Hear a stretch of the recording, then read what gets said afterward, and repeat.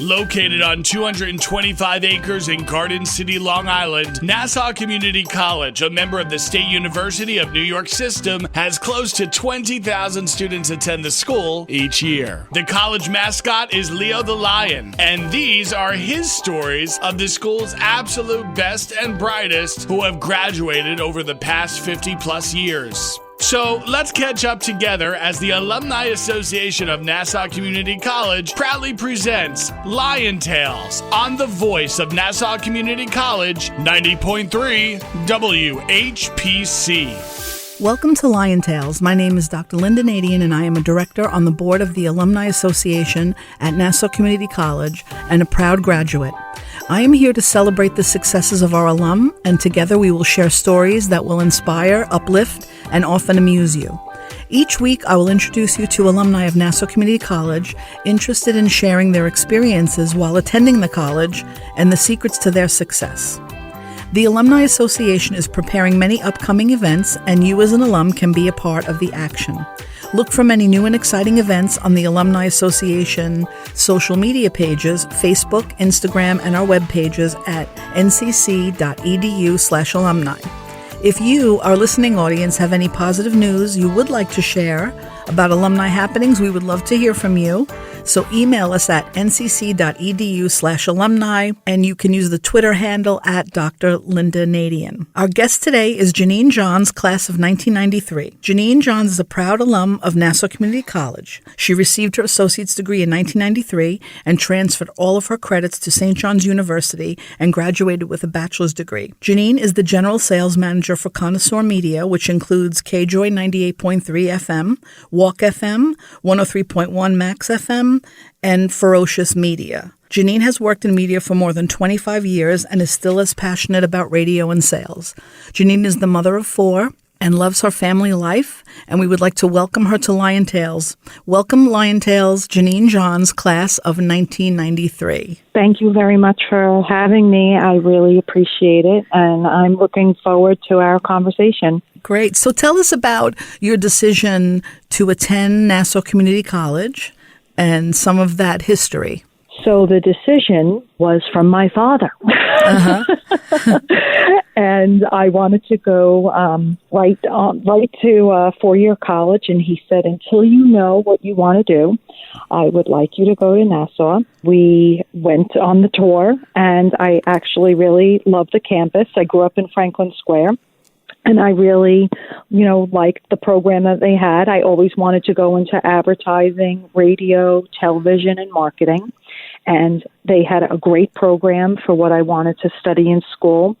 And I just knew as soon as I went there, I felt great about it. And I, signed up and got accepted and was very excited. And I spent 2 years at Nassau Community College and really enjoying and learning all the different experiences and all the classes that I took. I had great professors that actually worked in the field. I guess some of them were adjunct professors, so I did learn a lot from real experience. I actually took a class which the sales, he was adjunct professor, but he was also the general sales manager of White FM back in 93. Wow. And I ended up taking more classes, intrigued by marketing and sales. So I ended up taking all of his classes. I can't remember his name right now, but I definitely enjoyed it.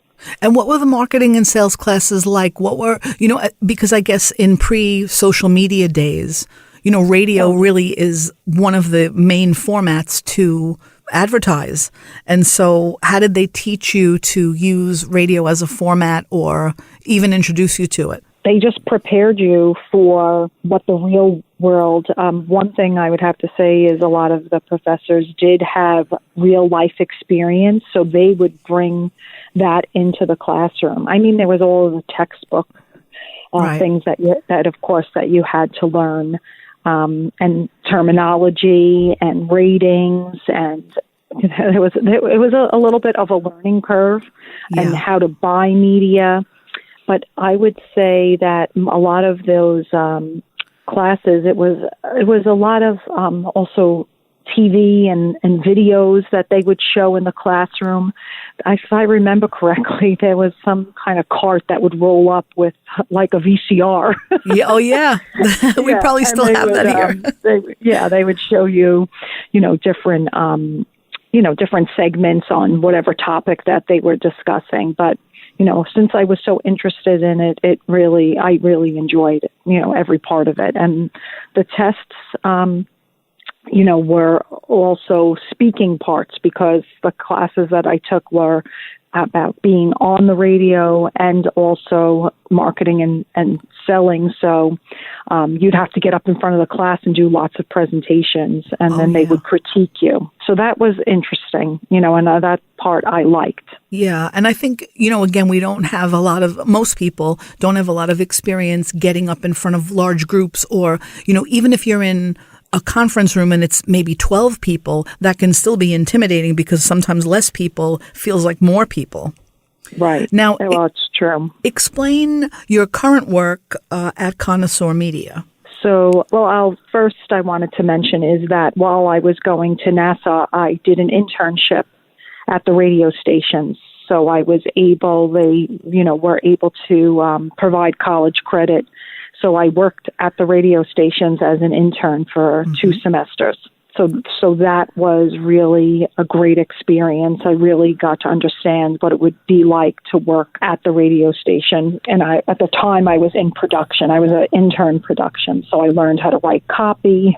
And I just wanted to mention that. And it was carts. There was none of this digital. No.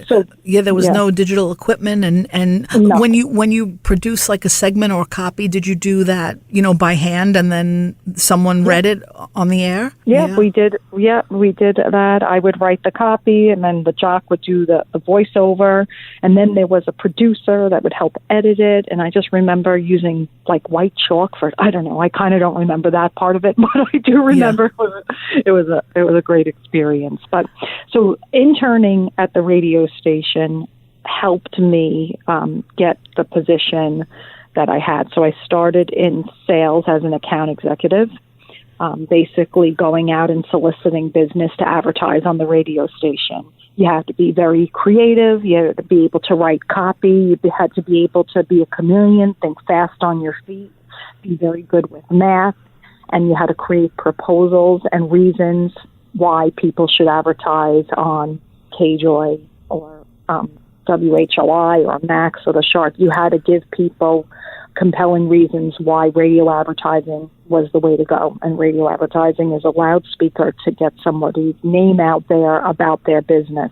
So now, when I started, I was an account executive, and then they made me a local sales manager, which I trained other salespeople how to sell. And I had my own team, and I loved that. And then about a year and a half after that, they promoted me to general sales manager. I think it was the youngest general sales manager on Long Island anyway, of all the radio stations, because there's other radio station groups, Cox, Connoisseur, and JVC out on the East End. So I think I was only 25 years old. So that was very exciting to me and my family that I became the general sales manager at a young age. Yeah. And then I did that for probably about 22 years. And I left for 5 years, sold TV advertising, and realized I really loved radio, and I went back, and they offered me my old position back. So that was pretty incredible, and it was like it was meant to be. I tried something different, but my love of radio and advertising and just the whole, aspect of people love music, and they listen for different emotions, and they think back when they hear a song. Oh, this is where I was when I graduated high school. This is where I was when I had my first kiss. So I love that part of it, and people absolutely love music. It's such a part. Everybody can appreciate it, and it's something that everybody has in common. Is the love of music, I believe. And so when it's true, it's the universal language. It's a way for us to connect as human beings every day. And hearing a song on the radio, you may be driving into work and you're hearing the same song, and I'm coming in and I'm hearing it too. We both heard it in the morning, right before we get to work, which is just amazing.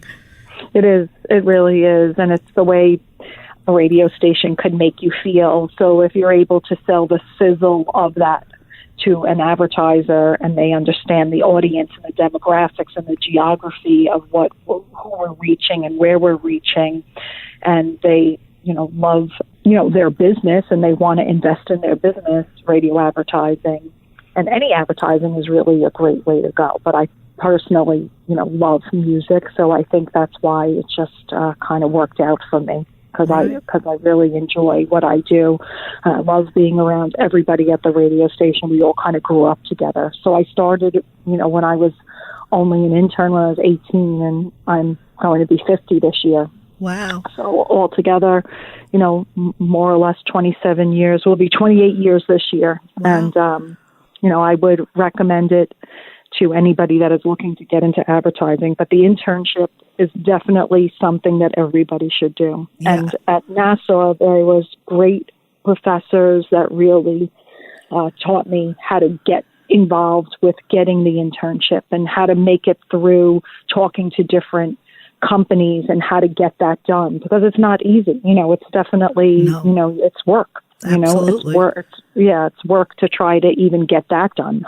Right. And I think when we met last week, because our director here at the station, 90.3, he took us on a field trip and we were able to tour Connoisseur Media, and we were able to meet you, and we also went over to BAB. And although, this is sort of my sideline that I do, I feel that I learned so much, and you specified to the students that were present about how important the internships were, and that gave you like such great insight into being a person involved in the radio industry and the advertising industry. And I do think it resonated with them to try to secure some of those internships themselves, because even if it's volunteer work, the more you do, the more confident you feel if you end up being, behind the microphone or if you're working in the station to begin with.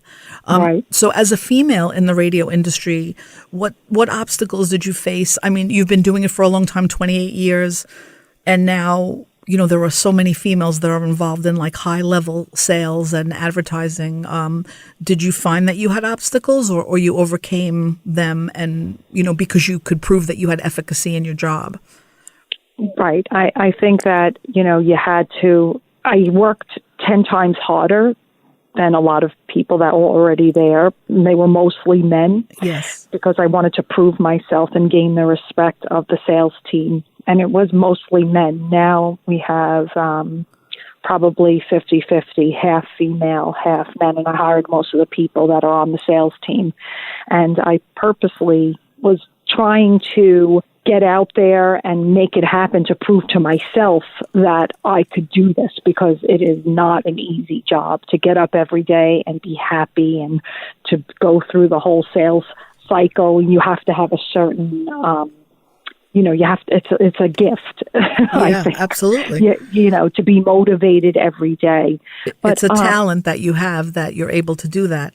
Right. And I think that I just had to work 10 times harder, because it was pretty much a lot of males. And I think that once I broke through that and was able to prove myself, they respected the fact that I was, putting in the work to get it done. And I think that it was great in the long run, because I was able to have a family and still be able to work. So the work and life, home, family balance was very important to me. So it's been great. And I raised all my kids going to the radio station, being a part of events. They were around, all of the great things that we've been involved with. I learned so much at Nassau about how to navigate through businesses, and how, the language that you need to know, the terminology that you need to know. You have to be educated to be able to deal with a buyer on Madison Avenue in Manhattan. You have to know what you're talking about. Right. And through even the radio station group, we certify everybody. There's a whole training process. And, I did it all. So I got certified every year. I did everything that I had to do. that was important, to get the job done. You are listening to Lion Tales on the voice of Nassau Community College, 90.3 WHPC. I am your host, Dr. Lynnda Nadien, and our guest today is Janine Johns, class of 1993. So working for a busy and a vast company, how do you approach your work each day? So basically, I am out, trying to work with businesses on Long Island. I mean, we're a mirror of the community, so what's important to the community is important to us.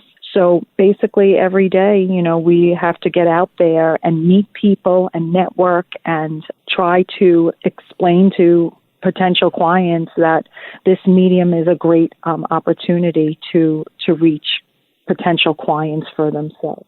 Yeah, because for themselves. Has the industry, obviously there have been so many changes over the years, but what do you think assists in maintaining the beauty of radio? We maintain it by going out and telling the story and showing the audiences that, I don't think radio is ever going away. I just think it's still a free medium. Yes. People still love music, and people love the personal interaction with the jocks that are, especially on the Long Island radio stations. These are people that are from Long Island and are able to talk about different places that they went to when they were growing up, and they can speak to the audience. It's like you're speaking to, when they're listening, it's like they're listening to a friend. A lot of our listeners feel like they know the jocks, and I think that one-on-one interaction is just, unbelievable. When you're in the car, the last thing you hear is the radio before you purchase or anything that you're going to do, because it's on in the car. You're going to get gas. You're going into this store. You're going into that store. The branding of advertisers, their name, goes over and over. And something I did learn at Nassau is the 3 hit series. And I remember, I think his name was Dr. Mendelson, I believe, in communications at Nassau. He would say the 3 hit series, you have to hear something at least 3 times before you remember it. And I know with myself and all of us, you have to hear something like 3 to 5 times before you even take action on it. And I just always remember him saying that. And I also remember when I'm out, and even to this day, I still use that analogy. It's, you have to, for radio is a frequency medium. So it's really, important that there is a lot of frequency, because we know how busy we are in our lives. So I do feel like, radio will still be around, but there are so many other things now. Series, there's, Pandora, there's all different options. You could stream music, but people still like the localization of the jocks on the radio station. Yeah, and I actually bought a new radio with a dial to tune to the radio stations because I enjoy it that much. And I was worried that I wasn't going to be able to have access to some of the stations, because if everything is connecting through a speaker and Spotify and XM and all of that, you'd either have to be in the car or you're in the house, but you're hooking up, and it wasn't the same as it was way back when. And now, it's such an amazing form of entertainment that I think people, really appreciate it. And the listening groups that I know they do a lot of analysis to see who's actually listening. And, that's so interesting, too. How do we compete, though, with other formats of social media? What are some strategies that you're using to even promote radio? We've actually incorporated social media. We also have a social media manager. So we use that to our advantage, because so many people are on social media, Facebook and Instagram and even LinkedIn. So, we have our own social media pages. The jocks have their own social media pages, and it's, very, lots of followers with it. So it's very, it's very important that it's part of the mix, only because that's the way everything is going. Right. And then I think you might get anyone below 25. Like if the listening audience is 25 to 54, you might get some of the younger kids because they're seeing something on the social media platform. Maybe they're seeing something on Instagram, like on a Shark, one of our stations, FM male radio station. We did a promotion all last year, Find the Fin for the shark. Okay, and yeah. If you found the fin, and if there's a QR code at all these advertisers we sold into it, if you found the fin, you had a chance to win $10,000. So, of course, they were all following on social media to find out the information. And then just on Friday, we were able to give away $10,000 to one listener. And social media was definitely a big part of that. Yeah, it's really amazing because I mean one little hit can make something really popular, and also I think with we've also visited at WHLI, which is obviously there's a younger generation that is listening to that, but also their moms are also listening. So any type of promotion and advertising they're hearing that as well. So it is kind of from, let's say, a 12-year-old or younger all the way up. Like I see my nieces are 6. They're identical twins, and I see them knowing a lot of the songs and knowing the radio station. And even my nephew, who's only 10, I see him listening more to the radio because he knows that I always have the radio on. So there is an interest, which I think is really amazing. Right, and they know the songs, and it's a lot with the two generations are listening. I think the parent that's driving and the kids in the back seat. Yeah, and it's so funny because they know a lot. They know every word to every song, like we did when we would sit in the back. And absolutely. But we didn't have as much choice, but now there's so many choices, which is really incredible. But as a working mom, what have been some of the greatest challenges, because the work you do is intense and it could be a 24/7, and then you have also children at home. How have you managed that? Well, it really does, that expression, it takes a village to raise children. It really does. It does. So I was fortunate enough to have a babysitter, and I also had my mom. My mom was at the house every day. She didn't live with us, but she helped me raise the children. If it wasn't for her, I don't think I would ever be able to have a career and be a mother. I just don't think it would have ever worked out. Yeah, I feel the same way because I had my mother and my sister, and because of that, I knew that my son was well taken care of. And, because again, your job is, it could be an hour doing something or it could turn into 4 hours. And, you're trying to close those deals. Yes, and so absolutely. At this point, what is your main passion and interest, post-pandemic? Because now we're in a point where we can kind of do a little tiny bit more than hopefully even more in the spring coming up. Right. Well, we have some big promotional events because we weren't able to, during COVID, we weren't able to do events. So we're the exclusive media sponsor of the Jones Beach Air Show. So we'll be able to do that and be there. We broadcast live from the boardwalk at Jones Beach. We're doing a big event at the Gatsby at Jones Beach called the Taste of the South Shore, sponsored by Porsche. So it's a food and wine event. So I'm really looking forward to working on that, putting the events together. We're a loudspeaker, so we let people know that we're having these great events. We do the 4th of July, fireworks at Jones Beach. We're at Adventureland with an egg scramble and pumpkin park. And so we're going to be doing a lot of outside events, which we love. Plus we have the station vehicles. We have the DJs that are broadcasting live from all of these great events. And, Long Island is a big island. We reach over 1.8 million people. I think on Long Island there's 2.8 million people. So, we have a great reach, great audiences, great listeners, and we have really wonderful advertisers that have been very, very loyal to the radio stations for many, many years. And now with social media, it's even better than it was, I believe. And plus, we also, with Ferocious Media, are selling digital assets as well. So it all works really well together, digital and radio, that we found in the last couple of years, especially because when people were, during the pandemic, everybody was on the internet. So we realized how important that is. So invested money and, tried to, make that stronger and better. And that's an awesome thing. We have 30 employees with Ferocious Media, and we're a Google Premier partner. So we're moving and shaking every day. Yeah, and it's not easy, but we do love it, so that, makes it worth it.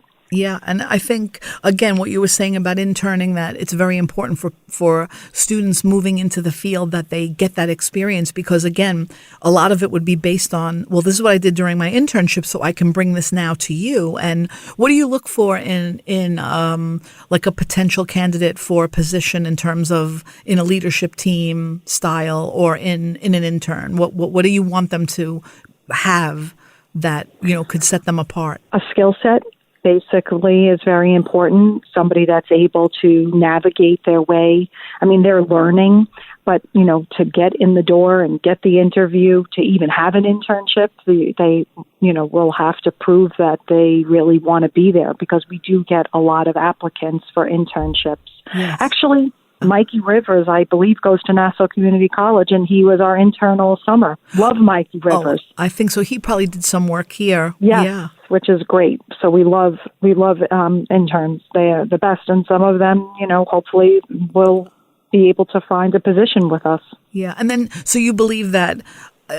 For you, upon high school graduation, do you believe that students should pursue the college career? And if they do have that interest, why do you think that's important that they probably do an internship and maybe enroll in a school to promote those goals that they have? Why do you think that's important? Well, education, I believe, is everything, and I definitely feel that students, once they are going to go to college, and I think them looking into an internship could really tell a lot about what their future will bring, and I do really feel like it's priceless.